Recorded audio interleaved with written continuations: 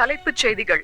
அடுத்த மாதம் நடைபெறவிருக்கும் சேத்துக்குடி பை எலெக்ஷனில் எதிர்க்கட்சியான KMK கட்சியின் தலைவர் திரு முத்துராமனின் மகன் திரு செல்வத்திற்கு எதிராக சென்ற மாதம் குண்டுவெடிப்பில் இறந்த திரு லட்சுமி சந்தானத்தின் மகள் காயத்ரியை நிறுத்துவதாக திரு RK சந்தானம் இன்று பாண்டிச்சேரியில் பத்திரிகையாளரிடம் அறிவித்தார். പാർട്ടി തീരുമാനിച്ചു, ഞാൻ അങ്ങ് സമ്മതിച്ചു, അவ்வளவுதான். അമ്മ മരിച്ചിട്ട് ഒരു മാസം തികഞ്ഞിട്ടില്ല. ഓർമ്മയുണ്ടോ അച്ഛന്? ഉണ്ടല്ലോ, അതിനാലതാണ് സമ്മതിച്ച. ലക്ഷ്മി മരിച്ച സെന്റിമെന്റ്സ് ഇന്ന് ജനങ്ങ മനസ്സിലത് പോലെ அதை நம்ம சம்பாதிச்சா நிச்சயம் நீ ஜெயிக்கும்.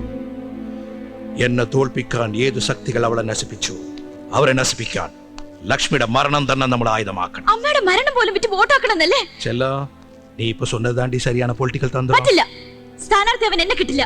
മോളെ ഗായത്രി, ഇല്ലെന്ന് പറഞ്ഞില്ലേ? இங்க பார், இந்த RK சந்தானம் ஒரு தீர்மானம் எடுத்தா പിന്നെ അതിൽ എന്താ മാറ്റം വരാതെന്ന് എന്റെ മോൾക്ക് അറിയാലോ. നാളെ മുതൽ ഇലക്ഷൻ പ്രചരണം തുടങ്ങണം, പുറിഞ്ഞതാ?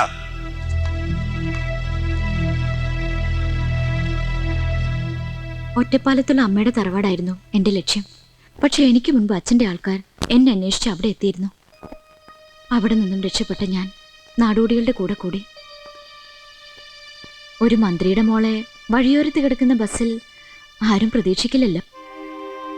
നിങ്ങളോടൊപ്പം കൂടിയതിനു ശേഷമാണ് ജീവിക്കുന്നു എന്ന് തന്നെ ഒരു തോന്നലുണ്ടായത്. നിങ്ങളുടെ കളി, ചിരി, തമാശ, വഴക്ക് ഒക്കെ എനിക്കിഷ്ടായി. എന്തായാലും ഞാൻ ഇനി തിരിച്ചു വീട്ടിലേക്കില്ല. காயத்ரி பத்தி ஏதாவது தகவல் கிடைச்சதா? என்ன இல்ல இல்லன்றீங்க, எங்க தேடினீங்க, என்ன பண்றீங்க எல்லாரும்? സാർ, പ്രതിപക്ഷ നേതാവ് മോനും കാണാൻ വന്നിട്ടുണ്ട്. வணக்கம் ஐயா. வணக்கம் வணக்கம், வாங்க உட்காருங்க. எப்படி சௌக்கியம் தானா? கடவுள் புண்ணியத்துல நல்ல சௌக்கியம். என்ன அப்படி சொல்றீங்க? இல்லனா இந்த நாட்டுடைய எதிர்க்கட்சி தலைவர் முத்துராமனும் அவரோட மக செல்வமும் என் வீட்டு வாசப்படி மிரிப்பீங்களா? சரி, உங்களுக்கு நான் என்ன செய்யணும்? உங்க பொண்ணு என் அப்போசிஷன் கேண்டிடேட் உடம்பு சரியில்லாம ஹாஸ்பிட்டல்ல இருக்கான்னு கேள்விப்பட்டேன். ஆமா, இப்ப என்ன அதுக்கு? அவ எந்த ஹாஸ்பிட்டல்ல இருக்கான்னு நாங்க கொஞ்சம் தெரிஞ்சுக்கலாமா? அதை நீங்க தெரிஞ்சுக்க வேண்டிய அவசியம் இல்ல. வேண்டாம், சொல்ல வேண்டாம். ஆனா இந்த எலெக்ஷன்ல இவனுக்கு ஆப்போசிட்டா அவன் நிக்க கூடாது. சாரி முத்துராமன். ஓகே, நாங்க வரோம்.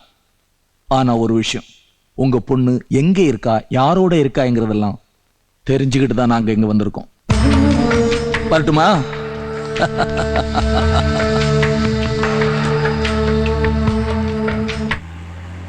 பாண்டியா, அவ கதையை முடிச்சிடு. Okay sir.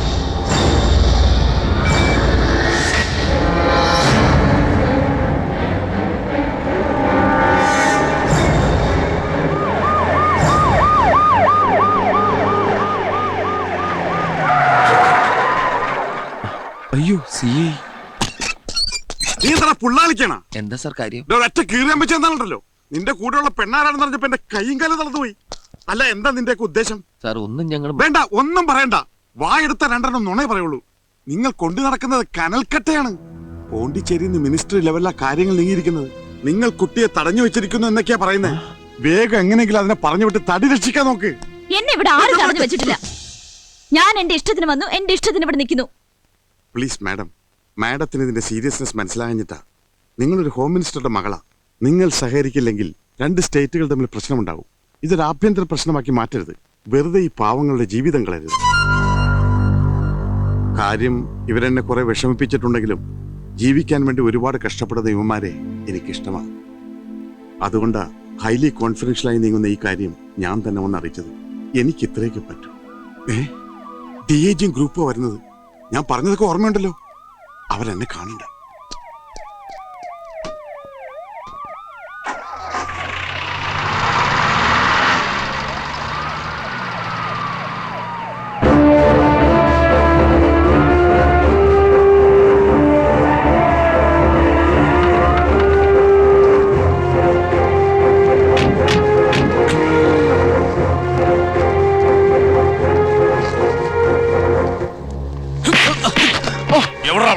അവരെ ഒന്നും ചെയ്യരുത്. Stop it. ഇനി അവരെ തൊട്ട് എന്നെ ഇവിടുന്ന് കൊണ്ടുപോകാൻ പറ്റില്ല. Leave them. Sir, please.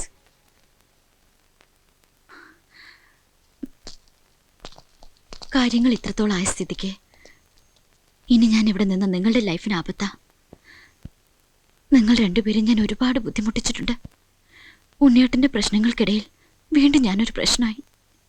വേണ്ട, എനിക്ക് വേണ്ടി നിങ്ങൾ വേദനിച്ച അതെനിക്ക് താങ്ങാനാവില്ല. അത്രയ്ക്ക് ഞാൻ പോവാ. എന്നും മനസ്സിലുണ്ട്.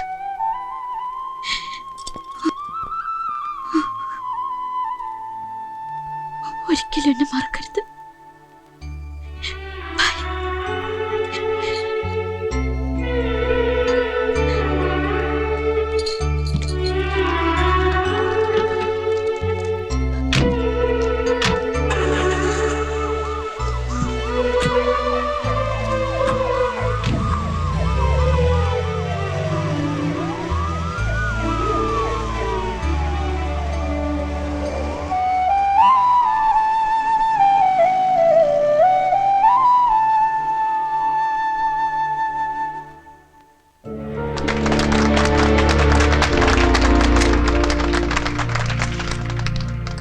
இந்த கவர்மெண்ட் மேல எனக்கு இருந்த நம்பிக்கை போயிடுச்சு. அதனால நானும் முத்துராமன் அவர்களும் சேர்ந்து ஒரு புது கூட்டணி அமைச்சுக்கலாம்னு முடிவு பண்ணி. அப்ப நெக்ஸ்ட் சிஎம் சந்தேகம் என்ன, ஆர்கே சந்தானம் தான். அப்ப நீங்க? மிஸ்டர் முத்துராமன் அவர்கள் ஹோம் மினிஸ்டர். அது மட்டும் இல்ல, எங்களுக்குள்ள இருக்கிற உறவை பலப்படுத்திக்கிறதுக்கு நாங்க இன்னொரு முடிவு எடுத்திருக்கோம். பையனுடைய அப்பாங்கிற முறையில அதை நீங்க சொன்னா நல்லா இருக்கும். சரி, அப்படியே ஆகட்டும். சந்தான மகள் காயத்ரிக்கும் என் பையன் செல்வனுக்கும் கல்யாணம் பண்ணி வைக்கிறதா நாங்க முடிவு பண்ணிட்டோம். அதுக்கான நிச்சயதார்த்தம் இந்த மாசம் 24ஆம் தேதி மிஸ்டர் சந்தான வீட்லயே நடக்கும்.